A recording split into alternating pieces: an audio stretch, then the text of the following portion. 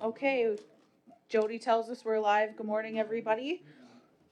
This is General Finance, December 1st. We're getting underway about 6 minutes too late, but we've made quorum and we're going to get started. So can I have an attendance roll call, please? We'll start with Amos. Scanus Waguego, Zamus Key Jr., De Hai Ho, and Squeaquas Gasm. Audrey Paulus Bombery. Hazel Johnson. Melba Thomas. Elena Van Every. Cynthia Jameson. Online. Helen Miller. Welcome, Helen. That's just our admin staff. Okay, so we have several of us away on council business. I believe Carrie will be joining us a bit later, and I think that's it. I don't think we have regrets from anybody, do we? Yeah, just council business. Okay, identification of media. Any in the room? I don't see any. And changes, deletions, and adoption of the agenda. Anybody have anything to add? Not seeing anything. So can I have a mover for the agenda? Audrey, and seconded by Melba. Thank you. We're now looking at the general finance minutes from November 17th.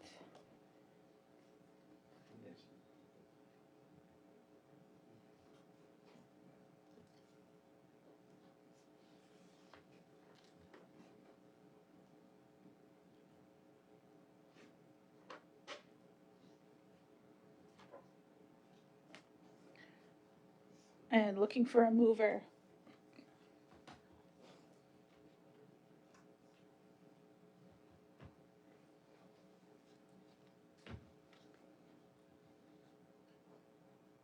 Audrey will move. And I'll second. Helen, we'll let Helen second. Thank you, Helen. And now we have two delegations this morning for the community's viewing pleasure. And we'll ask some questions, I imagine. So Mohawk Village is first, if you wanted to come up to the center there. And I think you guys know how to work those microphones. You've been here before. Hopefully. Yeah. Good morning.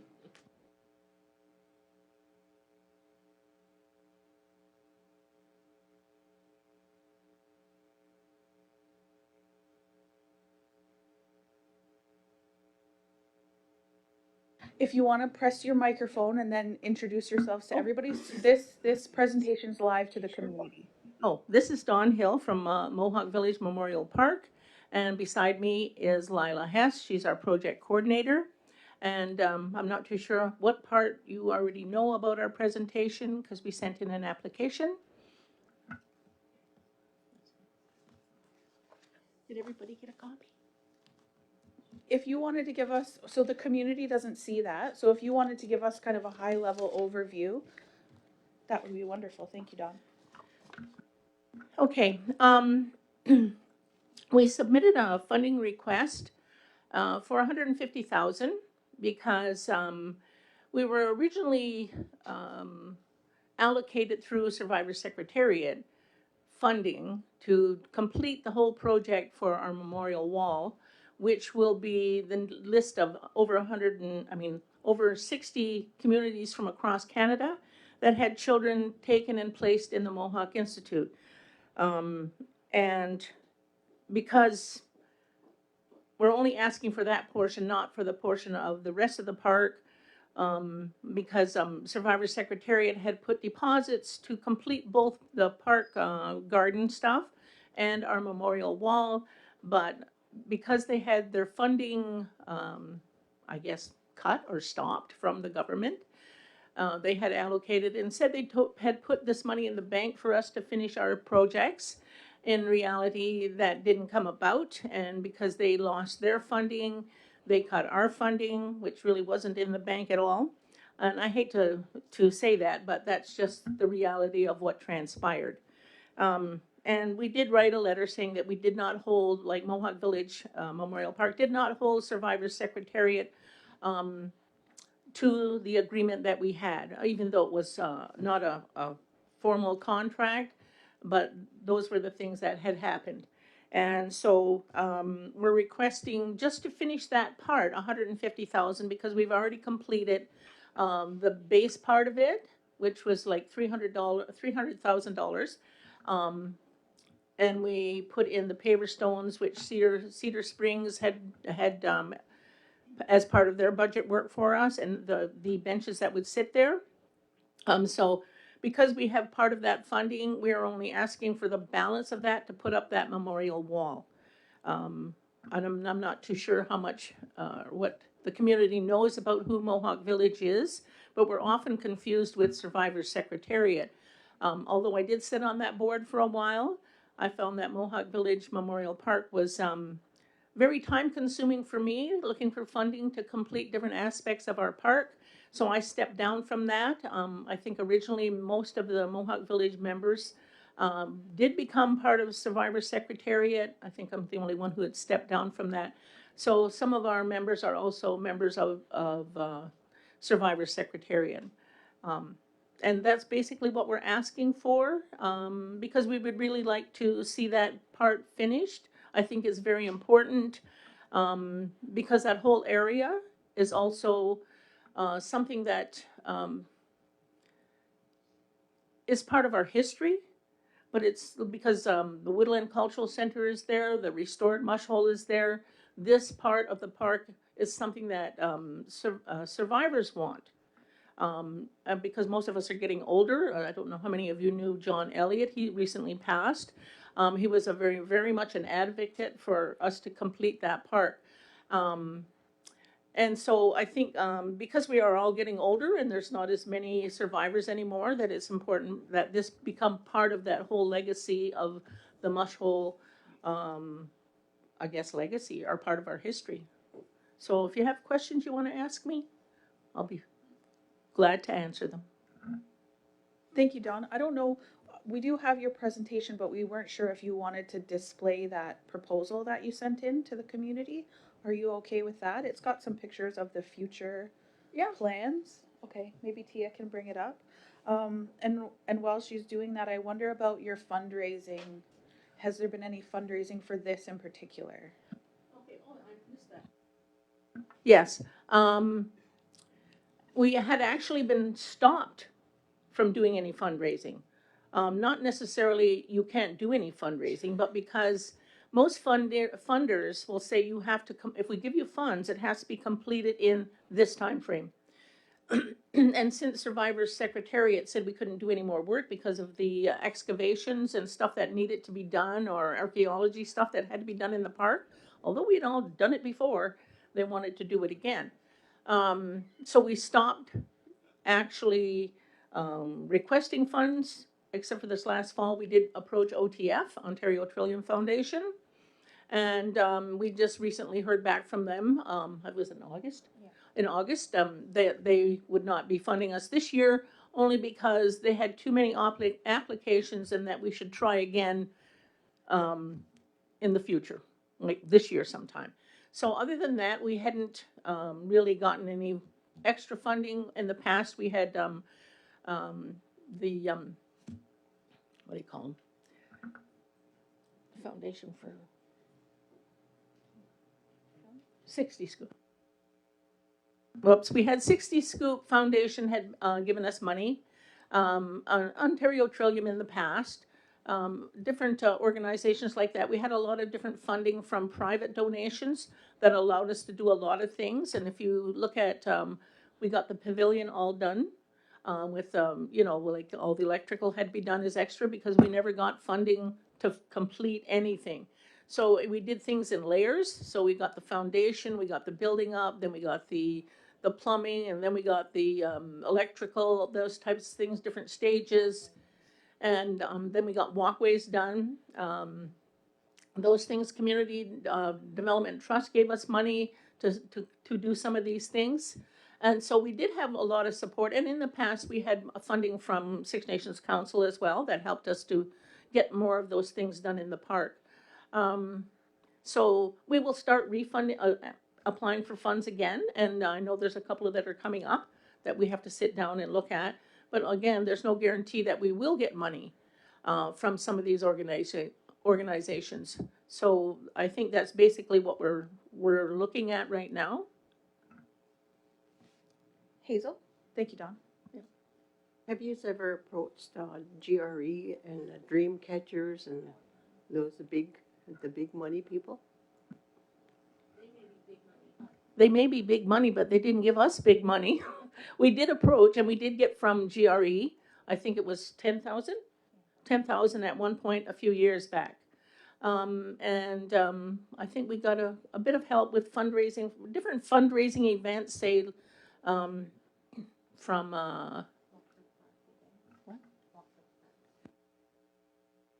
things like Walk for the Park. That's one of our major fundraisers for now, but that doesn't give us big money. But we do get a lot of support from school boards around here, like Niagara College or Hamilton Wentworth. And another one of our big fundraisers is our documentary that was given to us and developed through this person now is a first Six Nations member. She got her identity back. She completed this documentary that's been shown all the way from California, all over, mostly in Ontario. We've won many awards for it, and we use that as a fundraiser. So if anybody wants to see the fundraiser, there's a number of outlets that they can approach to get and pay for. And we charge about $500 a viewing, and we usually get that. So it doesn't really give us a whole big lot of money, but it helps us to go with, the funding things that we need to operate. And we do get some funding for Lila's position, but not wholly. We also have to pay that out of our funding through community development trust. She knows them, I don't. I just signed the stuff. And when we discuss where funding ours is going to come from. We've been getting a lot of support from our community, but again, like I said, it's not large amounts so that we can actually finish anything. I think our biggest one was Survivor Secretariat, where they had allocated 1.1 million.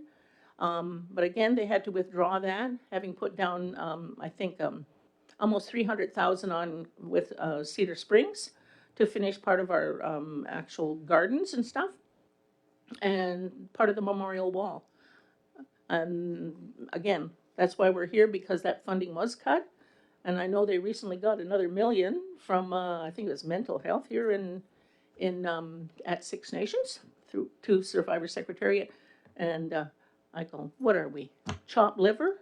Never mind, I'm just kidding on that, guys. Hope you have a sense of humor. But anyway. Can we scroll up, Tia, to, I think it's important, I would like the community to see what you guys have planned for the future.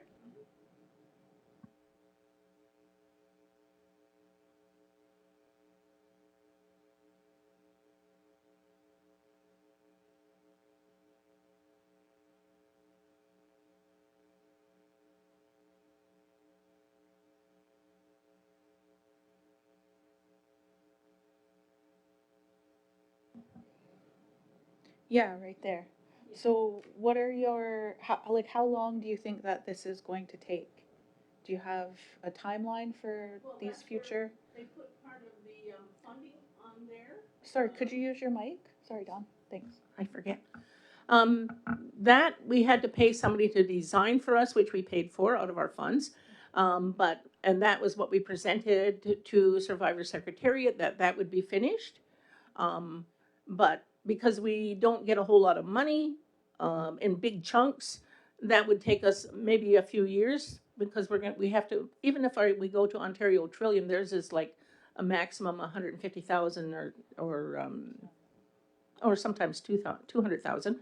But again, there's no guarantee that we can get that. So we can't really say it'll be done at this time, but that is after our focus on the memorial wall being finished. We will focus on that and hopefully get somebody to help with it. Perfect.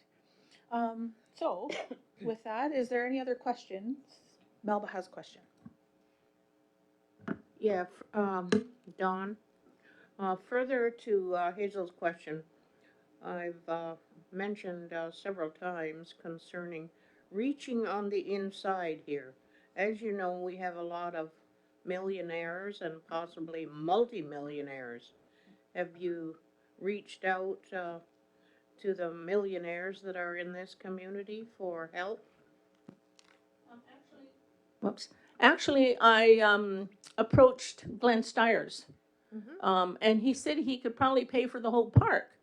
And so, Lila, she's also developed a, even though it puts my name on this document, she does all the work.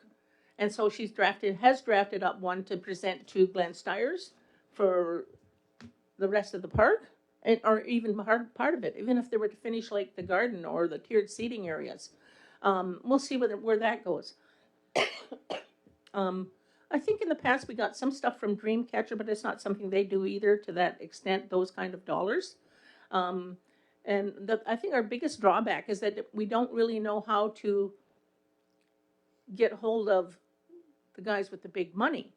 You know, how do you find out who that is, and how do you get to the door or get to a website or something to, because I had sent in something once before to Glenn Stiers, but it wasn't a formal funding application. I was just trying to make contact, but I never heard back. But maybe he's looking for something more like this funding application, so that he can have a good look at it, see who's involved in that whole process of our request. That's all we can do, unless somebody in here knows some contact information for some of these people. We would really appreciate that. I just want to say further, if I could, don't procrastinate, because we've had those kind of things happen, and it's not a good thing. You're going to lose out if you're not quick, because they're very busy people and ask for money, I'm sure, in many directions. Thanks. Okay, we have Audrey. Just a quick question, Don. Hello. Yeah, hi. I'm just checking to see if your tiered area in there's accessibility to the whole place for people who need accessibility. Actually, right now, from our parking lot on Mohawk Street, we have a wheelchair access that goes up to connects to the pavilion. And at this point, I know that Woodlands is open. By the way, we are not Woodlands, and we're not Survivor Secretariat. A lot of people confuse us. We're Mohawk Village, but they're going to be putting a connection to a walkway down to the circle. But even that, what do you call it? Our tiered garden will have access down, but there's a wheelchair access that will be connecting to, so you can go right to the circle or right to the pavilion from there. So we will have that. Thank you. Any other questions? Anything from our colleagues online? Helen, or I see Leslie has joined us. Seeing nothing. So, Dawn, as you can imagine, we get several requests for funding, and what we've done recently is we've established the finance committee. So part of the finance committee's work will be to potentially establish a process for this. So that it's fair and so that all of these requests are coming and being looked at with the same scoring kind of mechanism. So that's where we are with requests for funding right now. It was a gap really in the policies that we have. We have some for individual donation, for kids, for organizations, but that's up to about $3,000, which doesn't really account for a drop in the bucket with this request. Right. So we need something else. And we're going to work on that hopefully very quickly so that we can look at this request. I imagine, from what I know from these sorts of monuments, I guess, that they take a while to order and to then etch out and then place. So what is the timeline from the vendor? I'm actually in close contact with the lady who, she did the whole quote. And she said she would at least need a month, because it includes all of the etching of the First Nations community names and stuff like that. But she said she would need at least a month once we have funding to her, to get that done. And they can place those, monuments, I mean, the slabs, at any time. Doesn't matter if it's winter or spring, summer, whatever, because it's just dropping them there. All the rest is in place for them to do that. Thank you. So if it's okay with you, you can wait to hear from potentially the finance committee. We could keep you apprised of the progress on that. So That would be nice. yeah, and if we require anything further to what you did provide, we can let you know. Okay, thank you very much. Thank you.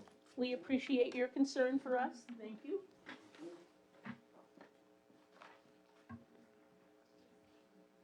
Yes, so we'll accept the Mohawk Village proposal as information, and Audrey will move, and Amos will second.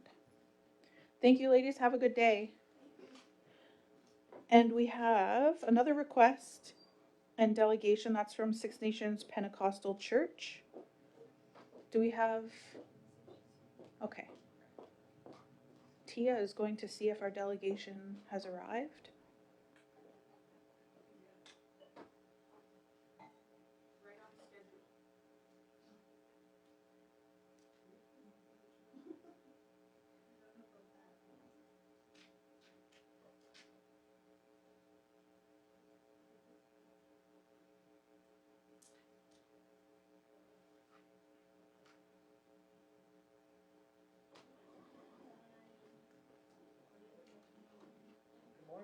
Good morning. Six Nations Pentecostal Church. Okay, so we have 2 chairs for presenters.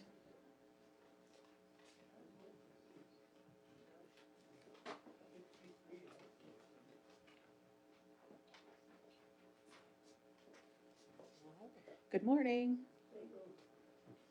Good morning. Good morning, everyone. Good morning. Come on, Kim. There's the secretary with us here. Hey, hi. Okay, so we have the microphones. If you haven't used them before, if it's a red, you're on, and you just to turn it on and off. Turn it on. I think we can only have 1 or 2 on at a time. Yeah. So I'm Elena Van Every. I'm chairing the meeting in place of elected Chief Sherry Lynn Hill, and we're eager for your presentation. If you wanted to introduce yourselves, and just to let you know, this meeting is live to the community, streaming live to the community, so for their benefit. Yeah. I'm Arthur Porter. I'm Kim Porter.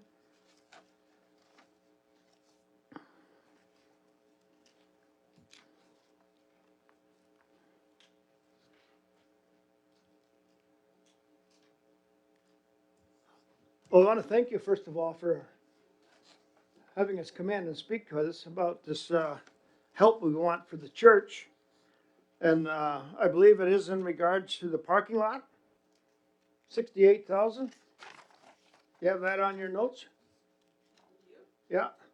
That's what we want to speak about, but this has been done eight or 9 months ago. And since then, we've had repairs to the church.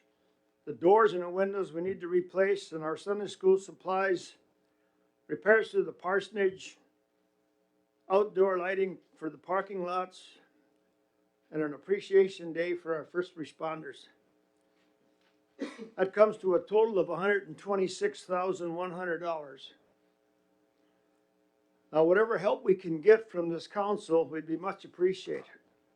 But the paving the parking lot is one of the most important parts, because we have elders come there 2 or 3 times a month for meals, and it's on gravel, so they have a bit of a time getting around. And we have a vacation Bible school there. We have young people come there quite often to have their events there. And that would be a great asset to us. But the added expenses for the repairs, I really don't know how much you can give out to help us. I don't know what the fund is you have, but the total is 126,100. If we can get whatever amount from that, it would be much appreciated. A very quick question from me. This was just given out to us, but the paperwork that we have from before says 134,000. So I was just very quickly trying to find what the difference was. Do you know offhand? Well, we took out some of the costs for we took out some of the costs for the youth instead of putting it monthly. We'll do it like quarterly. The supplies for the Sunday school, we did it over a whole year rather than monthly. So we've tried to bring forth our top priorities. Okay, thank you. Any other questions? I have a comment. Ellen, go ahead. Yeah. We have to remember too, like Art said, that center building that they have there. A lot of the elderly have what they call they feed elderly people.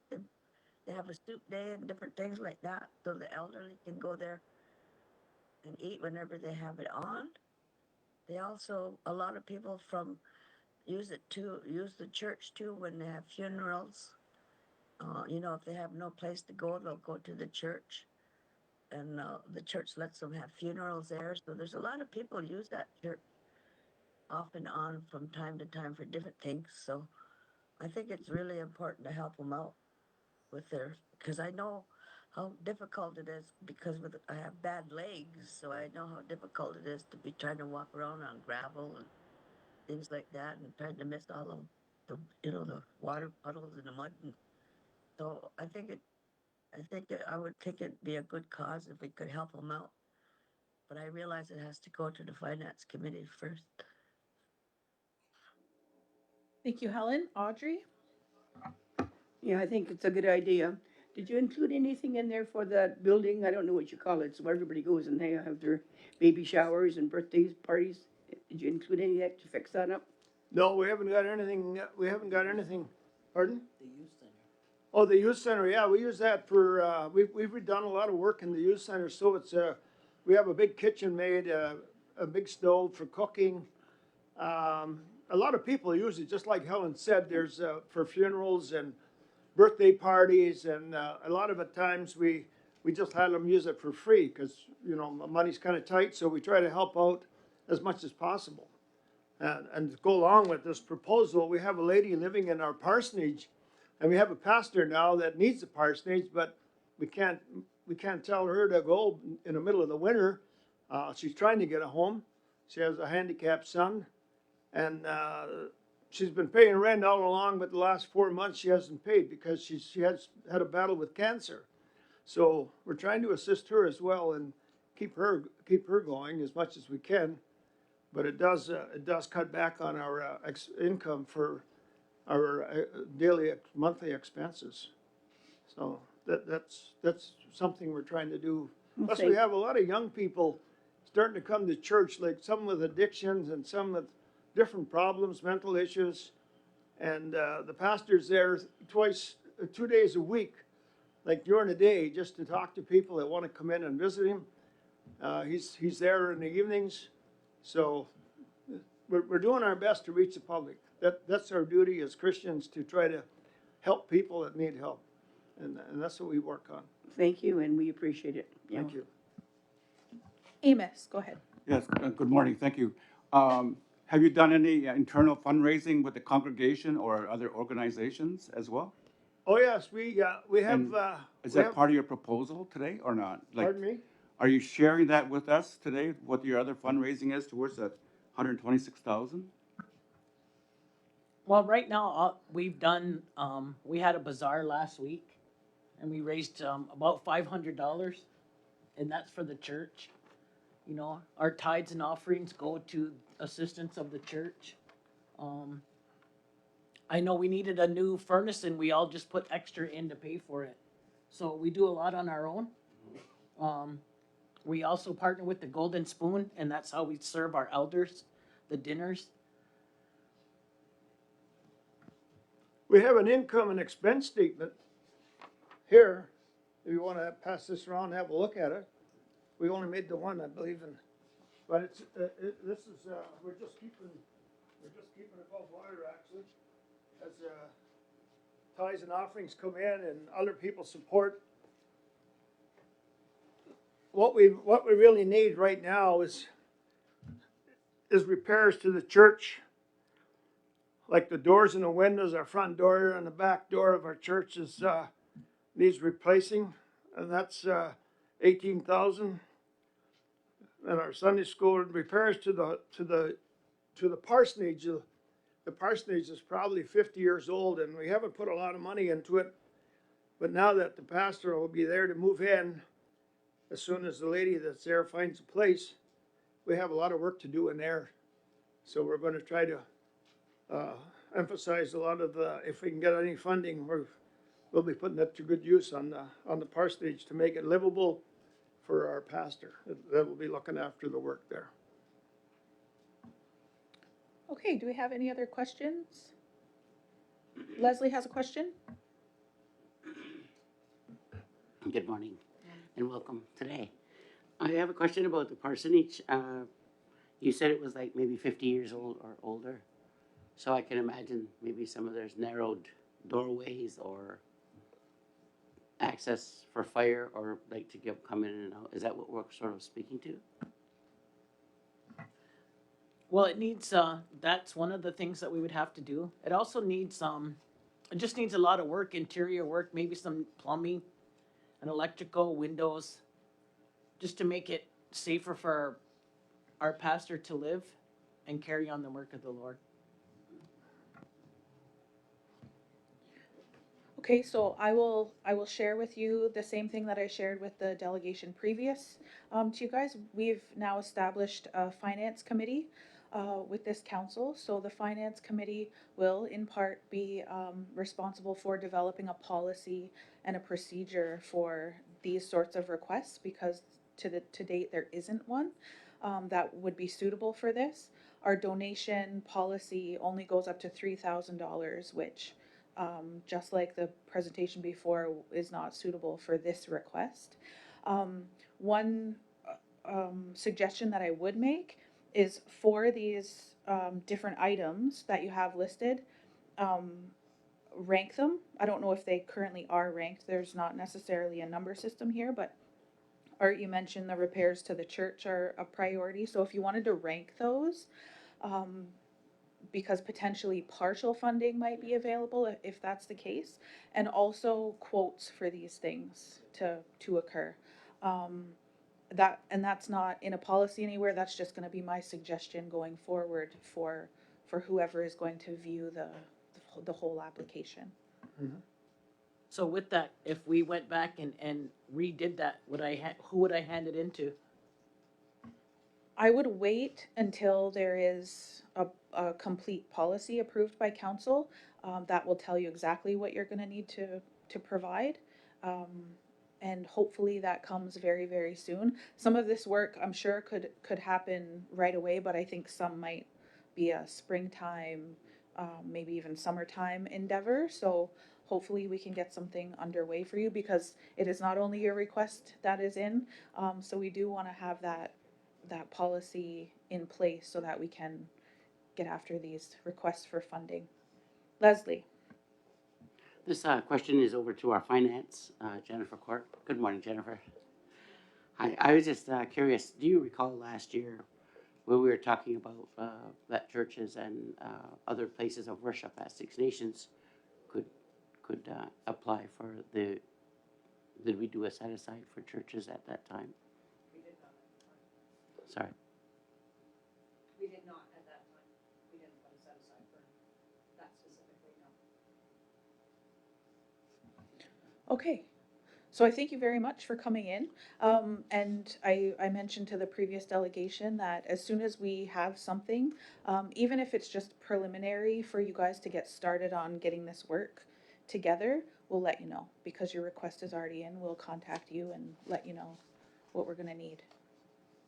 Well, thank you very much for hearing us this morning, council. We Yeah. appreciate it. And, like I say, any finances or any help we can get to keep our doors open for the public, and to help the younger people with various things that they're facing, that'd be a big help for us, because, like, we have a congregation of around 20 to 30 Sunday mornings, and we're increasing a little all the time.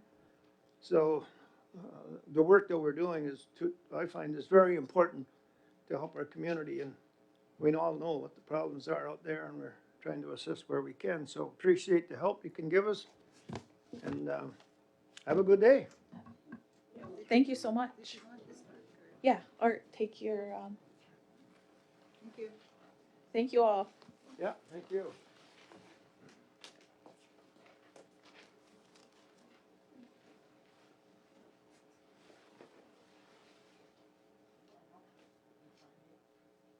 And if we can have a mover to accept as information, the Six Nations Pentecostal Church presentation. Melba and Leslie are gonna fight over it, so Tia, you can pick one, one for first and one for second. Okay, we're moving on to number 6. It's a recommendation from Parks and Recreation Department. Oh, sorry. We all agreed? Yeah.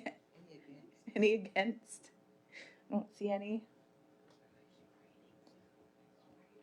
And number 6, recommendation from Parks and Recreation Department. The recommendation is, whereas the Six Nations of the Grand River 59th Elected Council requested that the Six Nations of the Grand River Parks and Recreation Department seek quotations to address visibility and sound challenges within the community hall. Whereas staff have obtained multiple quotations and recommend proceeding with Blinds by Design for blinds and Hamilton Video and Sound Limited for audio-visual upgrades. Therefore, be it resolved that the Six Nations of the Grand River 59th Elected Council authorize the expenditure of $123,590.90 for the purchase and installation of new blinds and audio-visual equipment for the community hall, with funding to be allocated from a source as determined by council. And we have a question from Cynthia. Thanks for that. The, is somebody from Parks and Rec on the line, or? Yeah, Tia will, and who's joining? Is it Jessica?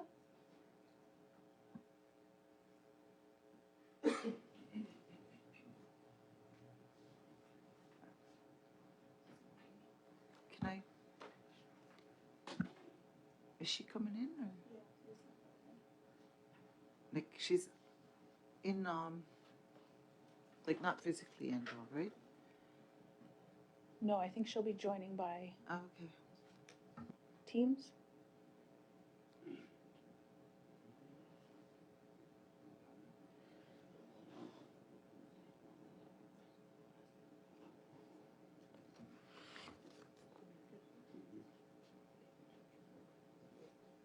Chair, Yes. I'll move on this one.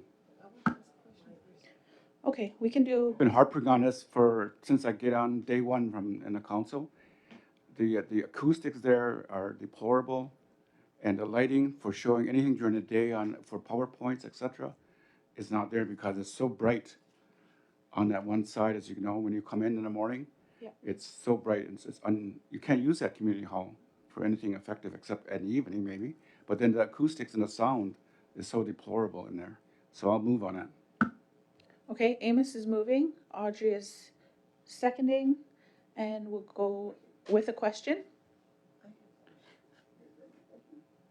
You ready for your question, and then back to Cynthia. Okay, one of the biggest things I think we all know in that community hall is the reverberation.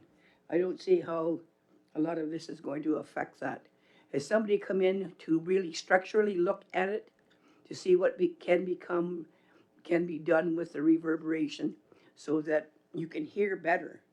I think it has a structural analysis, somebody who's has those skills to come and do that. I think maybe that's a Jessica question. I'm sure that she was involved in the in the quotation, because I did read in there that there was some stuff that's going on the walls, so I wonder if that has to do with that issue. Is okay, Deb, do you have some answers for these questions? Some, not all. I'm just wondering who's the committee people here, because this went to committee first and then it came to council. Community Yeah, committee. this is Dean. Is Carrie, are you on the community? I don't recall it coming to community. No, I He still is don't saying recall about it. a month ago. So this was a request that Jessica received from council because there were complaints about the sound and then the light coming in, the heat off the windows. So she's sought the quotes. So she got a lot of quotes actually for this work. In terms of the sound reverberation, I know when we looked at doing the acoustics in the well-being boardroom, we had to get fire to come in because we hung panels from the ceiling, which then interfered with the sprinklers. So I'm sure Jessica has thought about how to combat both with the companies that she sought the quotes from. But I don't know if she'd have to confirm that. But it did go to the committee first, and then the committee brought it here. Okay, it's unfortunate that we don't have committee members here to speak to it. I don't know, Cynthia, your question is gonna wait for Jessica? Well, somebody would need to know, Yeah. or maybe I can still ask. Like, and yeah, like Amos, we all have been complaining about the sound over there from day one. Like it's very, very hard to hear. So I'm all for this. I'm just wondering though, and I'm not very knowledgeable about technical stuff and sound and such. So maybe we could ask Zach, he's in charge of the communications, if this particular set of equipment for the audio and whatever, would it meet the standards of what we want? Because we have some equipment now, but as everybody knows, it's just horrible.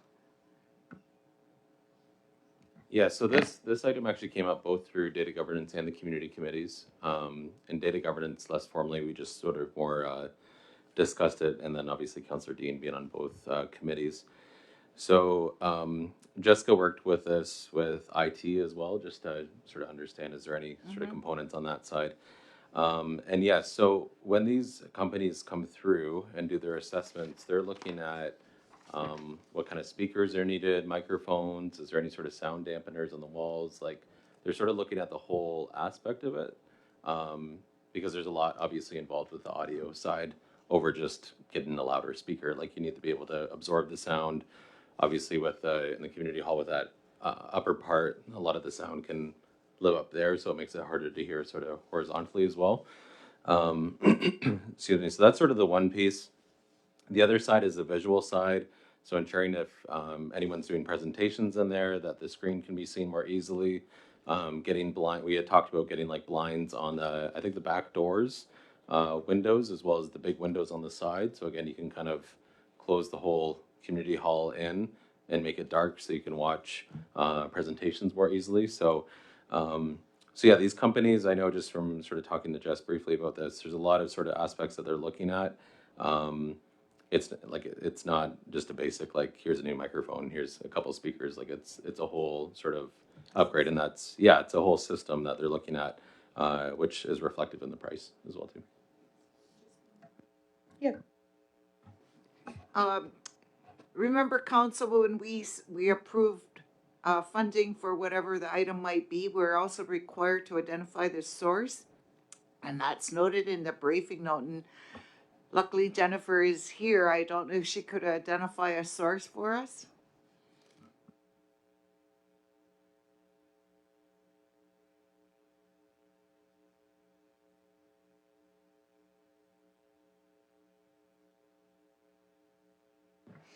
There's a few different sources that we could look at.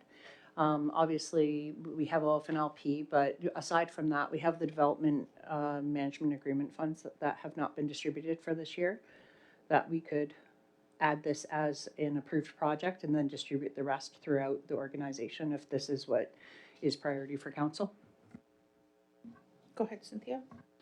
I would say that economic development agreement, because it is beneficial to the community in general, and I think that's one of the So the development me, I would- corporation management agreement, because If we we can have the add- economic development, which is something separate. Yeah. So you're speaking of the development corporation management agreement funds? Yeah. Yeah. If the mover and the seconder would agree to add that into the motion? 1000%.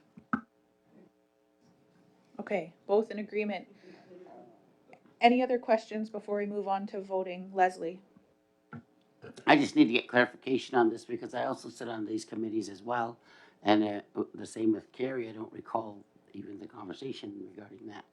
So this is to Zach, if we could just come forward, Zach, I have a couple questions.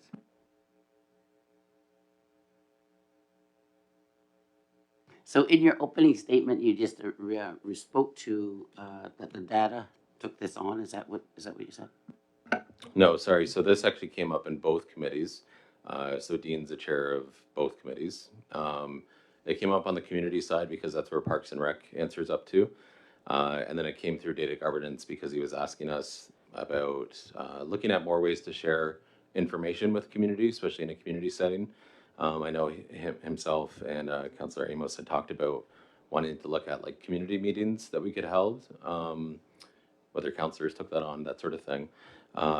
Just because right now we're kind of limited in the type of public forum sort of spaces that we can have, especially for in-person meetings. And we have the community hall sitting there to use for that, but it's just because acoustics aren't great. Both committees have basically asked, like, can we get that upgraded so that we have more opportunity to be able to have community presentations. I know even our departments make a lot of use of it too when they're doing community engagement. Obviously, we have other community groups that use it as well too for presentations, meals, all that sort of thing. So I think just having good acoustics and visuals there will really help to just make it another place. And it's another good revenue option in a way too for council, right, to be able to rent it out to more groups and et cetera. Another question.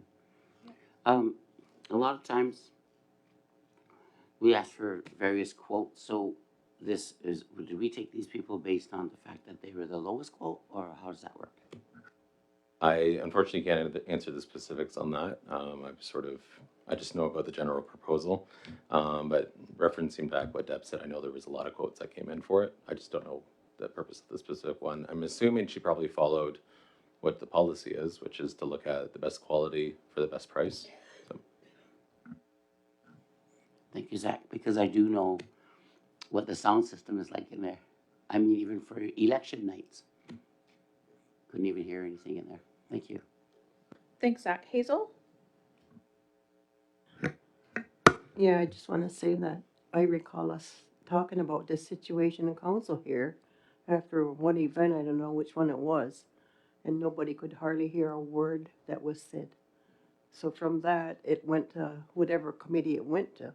So it only stands to reason that it got to where it was supposed to go.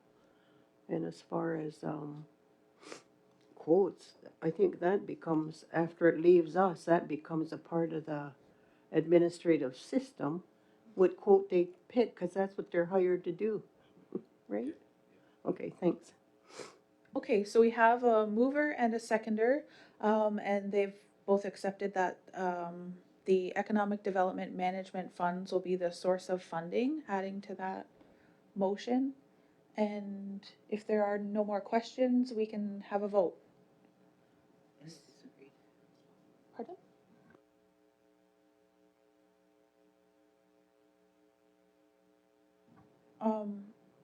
All agreed? And any disagreed? Seeing none, motion is carried.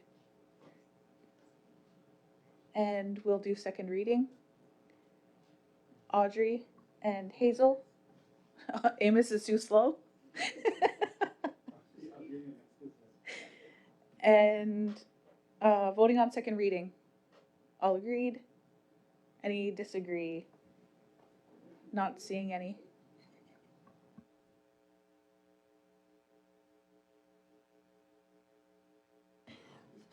Okay. And that concludes number 6. We're going to move on to number 7. This is recommendation from Six Nations Fire and Emergency Services. I'll read that out for community. Whereas Indigenous Services Canada has renewed the Fire Protection Strategy Fund for the 2025-2026 fiscal year to support fire prevention and capacity development. Whereas Six Nations of the Grand River has received conditional approval for funding of up to $40,000 to support fire education, inspections, training, and equipment. Whereas ISC requires a attestation form and a work plan to be submitted by December 5th, 2025 to release these funds. Therefore, be it resolved that Six Nations of the Grand River 59th Elected Council gives Deborah Jonathan, Chief Operating Officer, the authority to sign, acknowledging their awareness and approval. Amos, are you moving or do you have a question? Moving, Chair.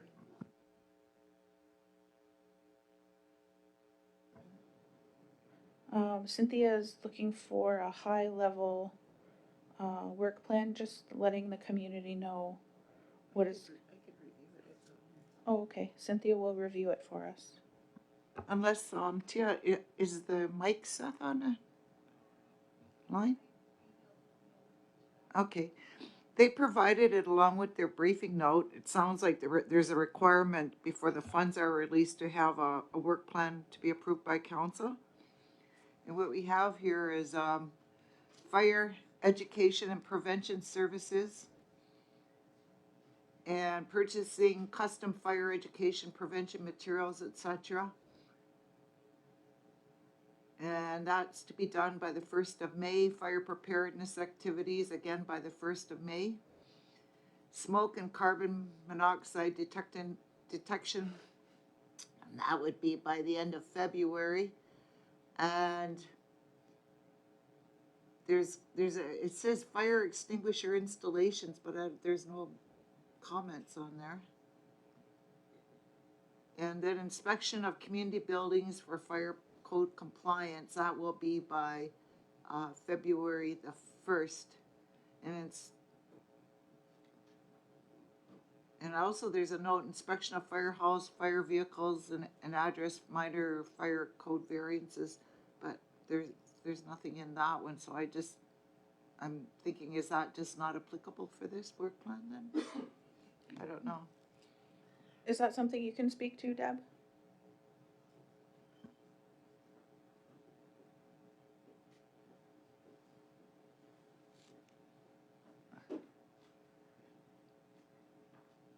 So the work plan that Mike submitted is all the activities they plan to do with this funding. So this was actually an announcement that came in November where Six Nations was going to receive 40,000 for fire prevention activities. And the requirement in order to receive it is the work plan you have, and council needs to be aware before I sign the attestation. So the activities he's listed there, I don't know that there's a deadline for the fire extinguishers, but the education piece is the biggest piece. Fire education for the community. Okay, thank you.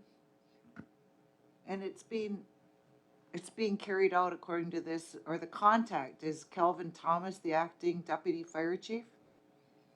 Okay. I can attest that I see that. All of us who are sitting here are aware now. So we have a mover and a seconder. Move. Tia?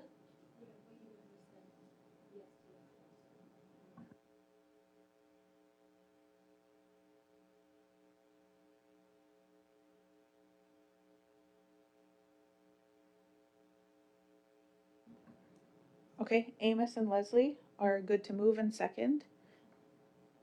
And all in favor? Any opposed? Seeing none. And we will waive second reading. Amos, Leslie, All in favor? Any opposed? Seeing none. Thank you. Next is number 8, ISK Comprehensive Funding Agreement, Amendment number 180. And we will hear from Jennifer.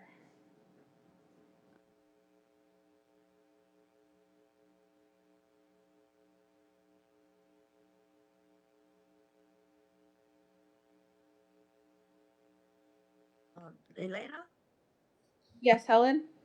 just let you know I gotta step out for about 10 minutes. Okay, we'll see you in 10 minutes. Good morning, Council. So item number 8 is for the Indigenous Services Canada Comprehensive Funding Agreement, Amendment number 180. So the recommendation reads, whereas Six Nations of the Grand River Elected Council has entered into a 5-year comprehensive funding agreement with Indigenous Services Canada, whereas comprehensive funding agreement number 180 has been received for council approval and signatures, therefore be it resolved that Six Nations of the Grand River 59th Elected Council approve and sign the following comprehensive funding agreement amendment number 180 for fiscal year 2025-26 between His Majesty the King in Right of Canada as represented by the Minister of Indigenous Services and the Six Nations of the Grand River. The amendment includes additional funding for the following departments, programs, or projects: public health promotion and disease, healthy child development, Aboriginal Head Start, in the amount of $3,948,658, and health system capacity, community infrastructure for Indigenous early learning and childcare, in the amount of $1,048,924. Cynthia has a question. Thanks, Jennifer. This, what are we now, December, we got 3 months. Is there gonna, do you see, or does the department see any issue with being able to, spend this by the end of March? I don't know the specifics of this, but I did look at the history of this funding. This is repeat funding from previous years. Last year, we received this amendment in March. So this one is actually a little bit earlier. I think that, or I know I should say that it's the notification of your actual funding amount, right? So we would be aware that this funding would continue. We would just not know what the final dollar amount is until the amendment goes. So this funding would already have been pre-spent before we realized that we were the full amount that we were going to get, knowing that we were going to get similar levels to what we had gotten previously. So it's the official addition to the amendment. Cynthia has a follow-up, then Hazel, then Amos. Looking at the whereas clause, it notes, it doesn't note here, oh, we're in a 5-year comprehensive funding agreement. When does this current agreement end? At the end of this year, at the end of this fiscal year. So then we have to look for a new vehicle? We'd have to enter into a new, yes, comprehensive funding agreement with Indigenous Services So we're Canada. done March 31st, 26. Okay, thanks. Hazel? Okay, Amos? Yeah, I think that the new funding agreement should be going through our new committee, that's ASAP, because we're going into March 31st soon. Secondly, Jennifer, is this like fairy dust funding? Like all of a sudden they say we got more money, we're gonna give you some more money, or was it done proposal driven, or what? How do we? No, this isn't that. This isn't, okay, then the Indigenous Services Canada has identified a surplus and they're distributing it. This is our annual funding for this programming that they don't notify us until December of what our allocation is for the year. So it's ongoing programming that has been happening for a number of years. Indigenous Services Canada is probably delayed because of the federal election. So they would now have their final budgets, and now they would be rolling out all of these amendments to say, so we haven't told you how much exactly you're getting for each of these programs. Now we're telling you how much you're getting for each of these programs for the current fiscal year. Okay, does it throw you into a difficulty within your finance department when this happens? Like, how can we expedite it or make it more smooth? Like, it's always been my contention with funding? Yes, the short answer is yes, it is difficult because we're always operating under the assumption that we're going to get similar levels of funding. So either way, it becomes problematic. So if we receive more funding, then there's a race to utilize that funding by the deadline so that we don't have to return funds. If it's a clawback level on the funding, then we have to pump our brakes really fast to be able to stay within the funding agreements as they come up. Unfortunately, it's par for the course that we start receiving in December all the way through till almost the last day of the fiscal, if not the last day of the fiscal, our actual confirmation of how much we have. So historically, have we mentioned this to ISC? Has anybody advocated, has the 57th or 58th Council complained about this funding being so late and putting us into this position? I'm not sure, to be honest. I mean, I know that when I've spoken to the representatives of ISC, I've mentioned it. On their side, they echo my frustration because it's frustrating for them as well as their program managers. But I don't know that from a political standpoint that it's been addressed.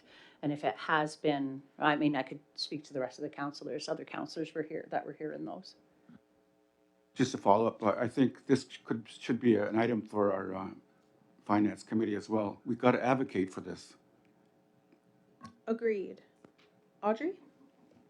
Mine was Jennifer, a couple of years ago, Wellbeing had Indian Affairs ISC there, and we told them about why are we getting such late notice for all of this stuff, and they claimed they didn't know that it was that late and all the rest of it, so they plead ignorance.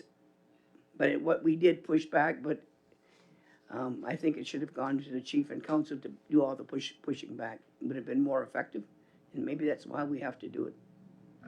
I mean, claiming ignorance at that point, I think, is disrespectful to you because they know what their process is, and they know that their process is that at the beginning of the funding agreement that they prorate based on last year's numbers, so last year's levels or nominal rolls or whatever it is that is their metric for determining how much our First Nation gets.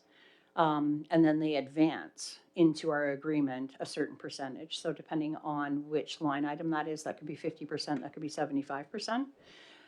Then as the government rolls out their actual budgets, then they start doing the assessment of how exactly is this going to happen. So for them to claim ignorance to it is basically them just not telling you what their process is, because it is their process. And they should be aware of it. I have Amos and then Cynthia. Yeah, I think that's, if we're going to renew our agreement, I think it's a good time now to start chatting about this with them, that this has to be cleaned up. And our advocacy as a government should be there covering that discussion. Cynthia and then Hazel. Yeah, just, I did tell council that during gathering meeting Hal and I went to, was it last week? I did speak with, I gotta get back to him. Jen, I didn't realize you were away. I asked, what's the name of our agreement? When does it end? Because I forget his name, something Doyle. And I know they're pushing the 10-year agreements. And I mentioned it, remember last year? We had someone come in and present in January. There's a lot of work to it, but there's different types of agreements. So I wanted to respond to him and let him know we need someone in ASAP. Right now, we want to look at different types of agreement available to us because the different types have different different terms available to you. For example, I thought we were on a, just quickly, I thought we were, because remember I asked you about indexing? Well, we're not. I don't know why we weren't, but the fact is we're not. Because one of the things is like it contains indexing. So it would be, again, whatever the COLA is, and there's a formula and population that goes with it. But also in there, in that particular, it's a 5-year, in that particular type of agreement, you can determine the cash flow. That is, you could have all your money at the beginning or whenever. But I'm not gonna go on and on, but just so the committee knows, I contacted that guy and will arrange Jennifer someone to come in right away. But just to explain what's all available to us. Again, without belaboring it, it appeared like right now, we could ask for, if we want it, we could ask for an extension for 1 year while we examine some of these things. I just want to let you know that. Go ahead. Yes, thank you for that, Cynthia. I will say that I've looked into the tenure a few times since I've been with Six Nations, and there isn't a substantial amount of work that needs to be done. My estimation it would take us a good 3 years to even be in a position to be able to talk about going into the tenure. I do think that there is a number of those stepping stones that are worth taking, even if the path does not lead you to the tenure. That's doing things like coming up with your own financial administration law and different things, which I think we are going to start having that conversation at the finance committee. We had very small preliminary discussions about that at our last meeting, and we're looking at the benefits of exploring that, and those are some of those building blocks. I would be hopeful that we would get ourselves into a position that if we wanted to enter a tenure, we were able to, without saying, okay, you want to do this now? Well, 3 years from now we can, right? Just getting ourselves into that position. Thank you. Hazel?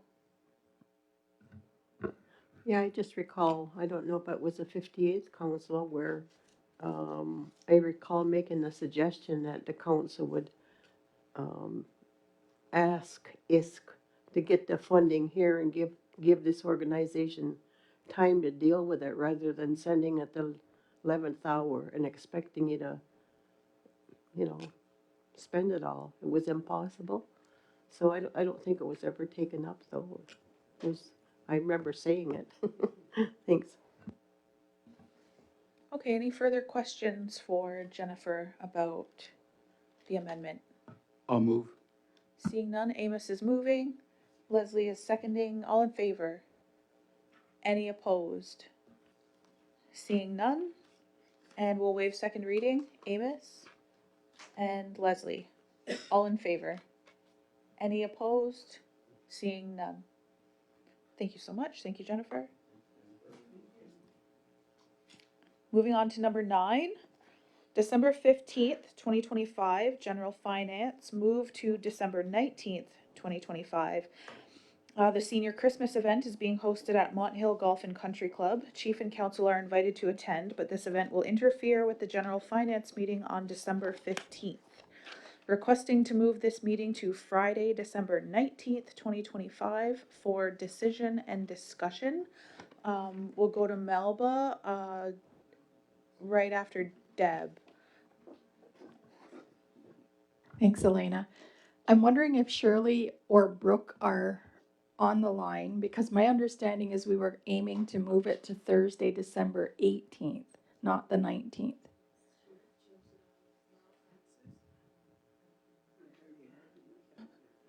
Yes, that's correct, Deb. No. No. Hold on. Sorry. Just hold on. So what happened was, the 18th, I was informed that the chief isn't available on the 18th, so they requested the 19th instead. Okay, thanks, Shirley.